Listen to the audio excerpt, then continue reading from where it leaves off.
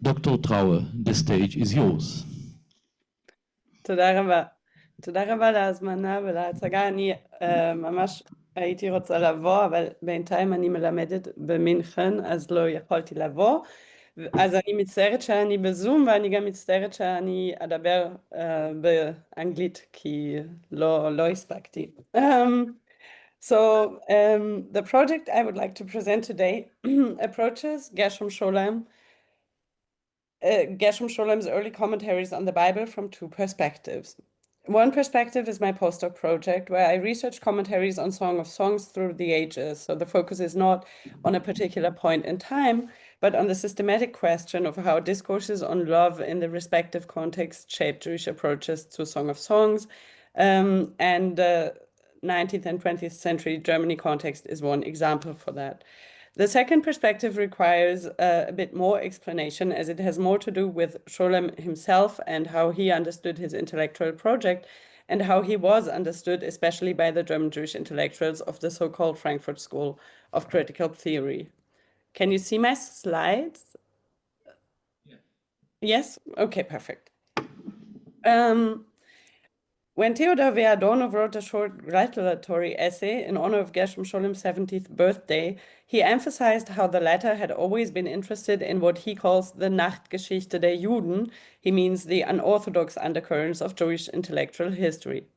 Scholem responded, clearly somewhat dissatisfied with this characterization, reproaching Adorno of not thinking dialectically, as he had, as he claims, always been interested in the orthodox as much as in the heterodox aspects of Judaism, and characterizes his own project as dialectically emphasizing the connections between both spheres.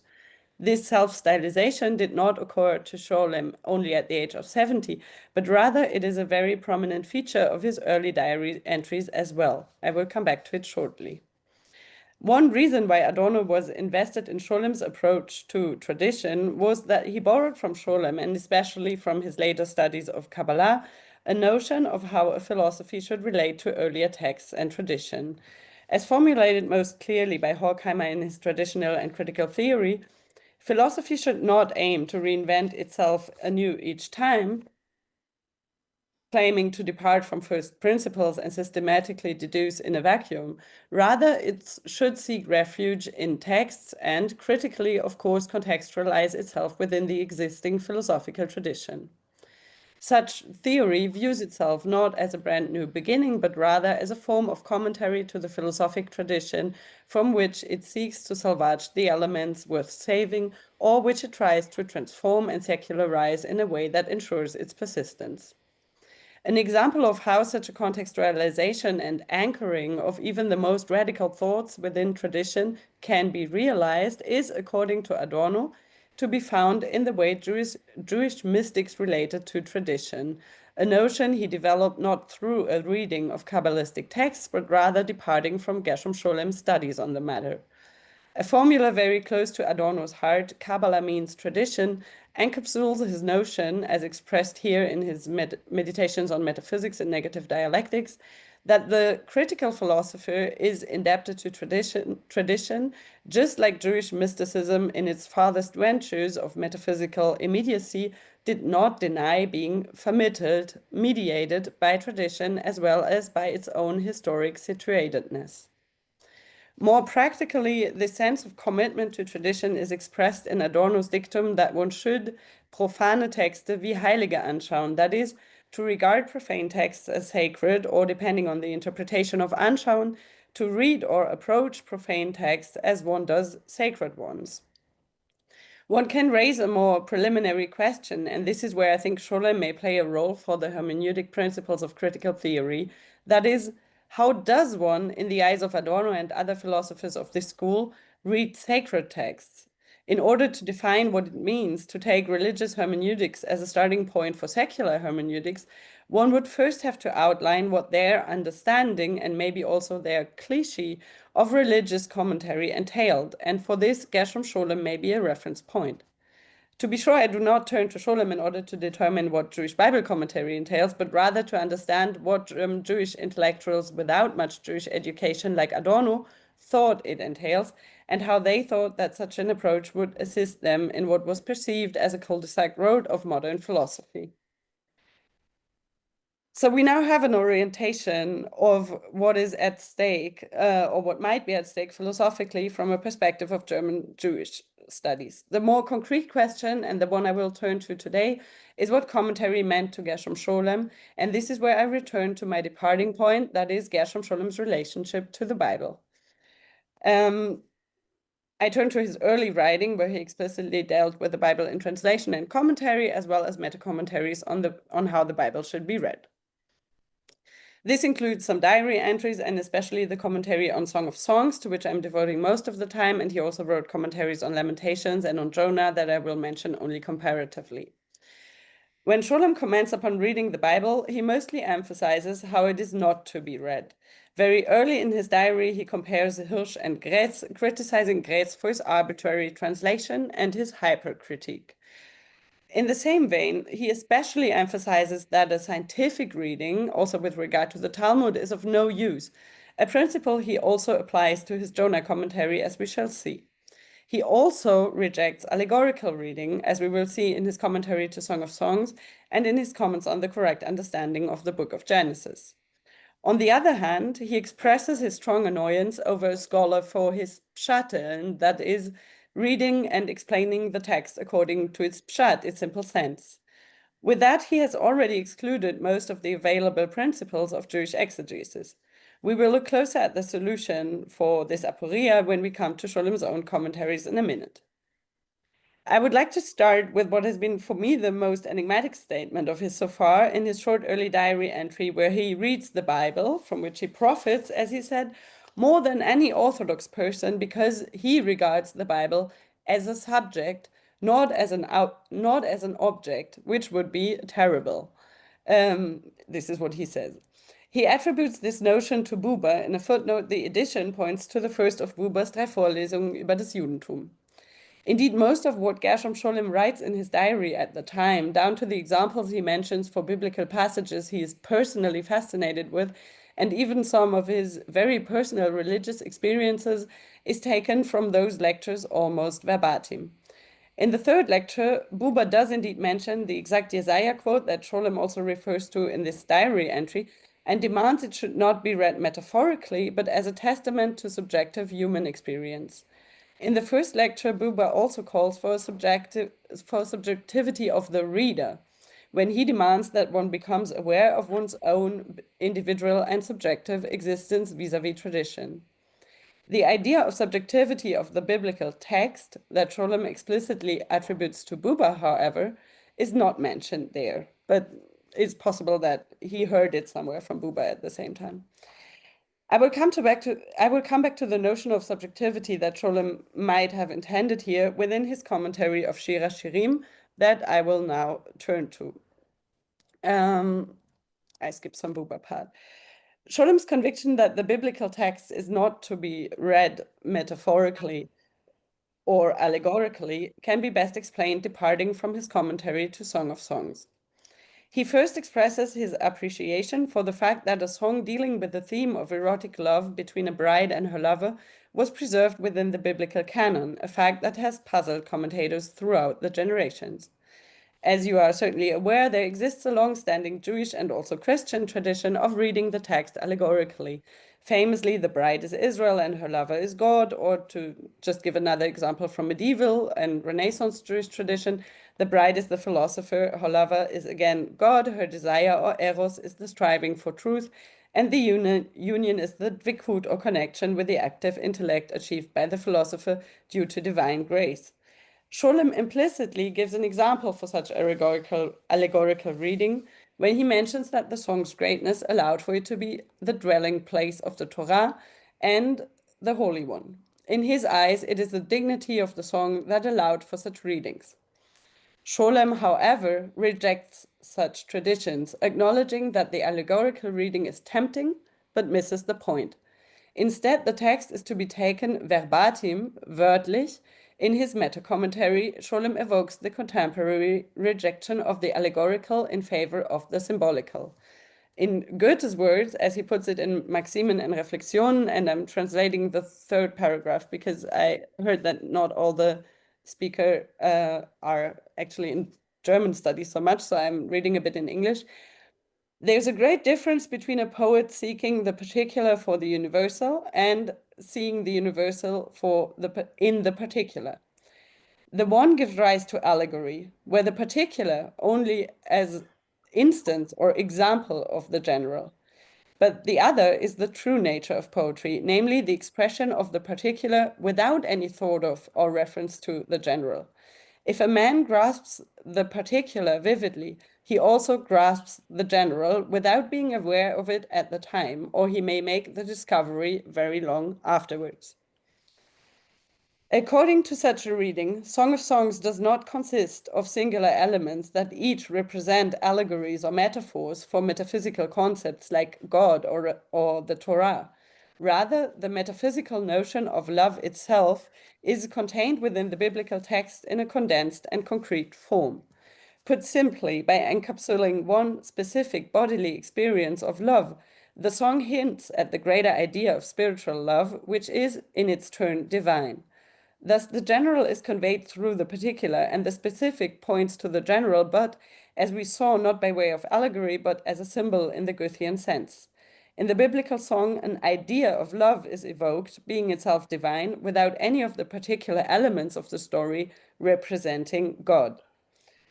Such a reading may remind us of Buber's remark that Isaiah's vision is not to be understood metaphorically.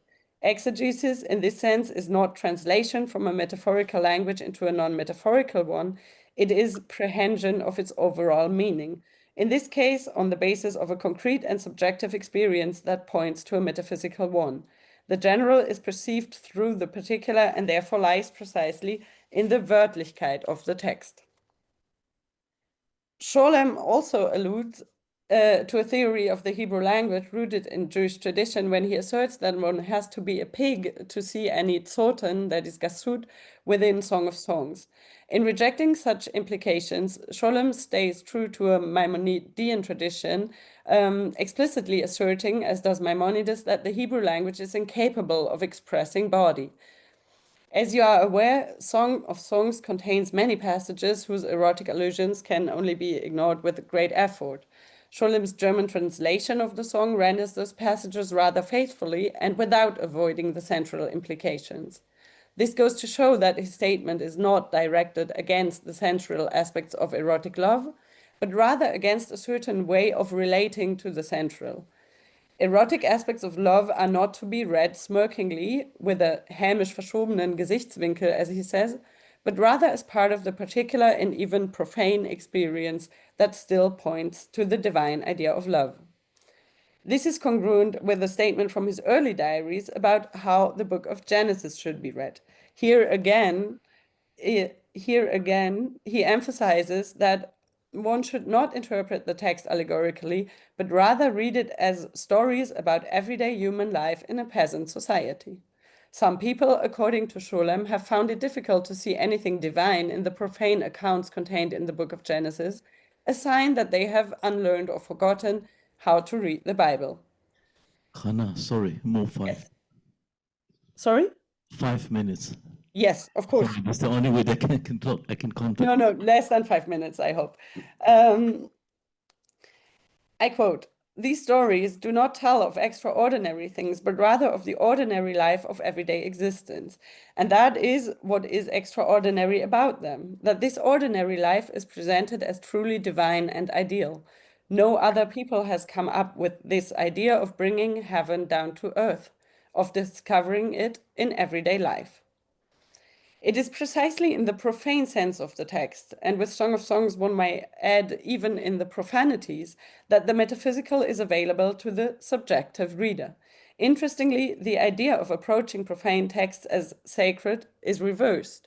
Sacred texts are here regarded as profane and thereby divine. This provides us with a better understanding of what it means to read the Bible as a subject, now in the twofold sense of the expression, that is, to read it as if the Bible is a subject, but also to read it as a subject oneself. In this sense, the connection between Scholem's idea of biblical subjectivity with Buber's idea of personal subjectivity can be filled with meaning. Only by connecting to one's own subjectivity, that is, one's own profane real-world experience, is the profane text filled with meaning.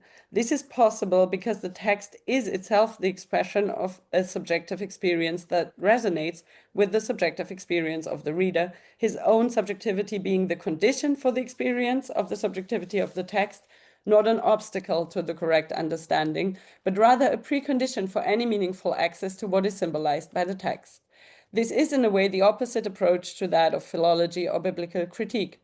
Privileged access is mediated not through scientific scrutinizing of the text, but the ability to letting the text address oneself subjectively. One practical consequence of this symbolic understanding is Scholem's inclusion of all sorts of traditions in explaining and translating the biblical text. I'm sorry, I forgot this slide, but yeah. On the one hand, the text is to be taken verbatim, but on the other, the pshat opens up a subjective world and does therefore not preclude the reader from associating subjectively what, for him, is in contact with the general idea conveyed in the particular. Scholem does not hesitate to jump freely through the history of literature, and philosophy, constellating in a very dense and eclectic manner Jesaja, Nietzsche, Goethe, Novalis, Mautner, etc., and also for the language of Song of Songs adduces many modern examples from literature contemporary to him. Because the biblical episodes express meta-historical human experiences, those can be brought into contact with other poetic or narrative expressions of similar experiences. In his translation, however, he is preoccupied with the Wörtlichkeit of the text, so I have not found many examples of this in his translations, but rather only in his meta-commentary. So yeah, I think I will skip Jonah, where he basically comes back to the same notion. So I was just going to repeat something similar about Jonah, where he also criticizes reading the books scientifically, like separating anything, and where he also says again that the truth lies, despite his complex exegesis, in the plain and simple sense of the text, describing the book of Jonah as childish Kinderliteratur, a word he also uses for the Genesis, while identifying the profound meaning precisely in the simplicity of the text and giving a formula for this kind of reading. Dass die Projektionsebene des Kanonischen mit der phänomenologischen Schicht der absoluten Erfahrung zusammenfällt. After having now adduced some principles that are prevalent in Scholem's early reading, I would like to hint back to what that means for the dictum of reading profane texts like sacred ones, when the notion of what a Jewish reading of a sacred text entails is taken from Gershom Scholem. Interestingly, his poetology is neither Jewish, as the preference for symbol over allegory is a principle most clearly formulated in Goethe, nor is it connected to the sacredness of the text. Rather, he emphasizes again and again that it is only through the profane and subjective... I'm sorry to interrupt you, Yes. we have only 2 minutes left. Yes, through the profane and subjective experience that the biblical text can be understood. So that would be very circular and leave us with the idea that one should read profane texts like sacred texts and sacred texts like profane texts. That might leave us with the question if the only characteristic of approaching profane texts like sacred ones is in the canonicity of the text, that is, within religion, the fact, as Scholem mentions with regard to Shira Shirim, that once the text is part of the canon, one has to relate to it one way or another. That would mean that instead of entailing actual Jewish hermeneutical principles, the idea of reading profane texts like sacred ones would be limited to the obligation to find meaning in the existing tradition. But it might also, if we take Scholem's own principles into consideration, entail some further concepts, such as I mentioned, allowing for unlimited constellations of text from different contexts and time periods, taking the text by its word, and recognizing that it is in the pshat, or as he calls it, the phänomenologische Schicht of writings, that they reveal their highly subjective truth. Thank you.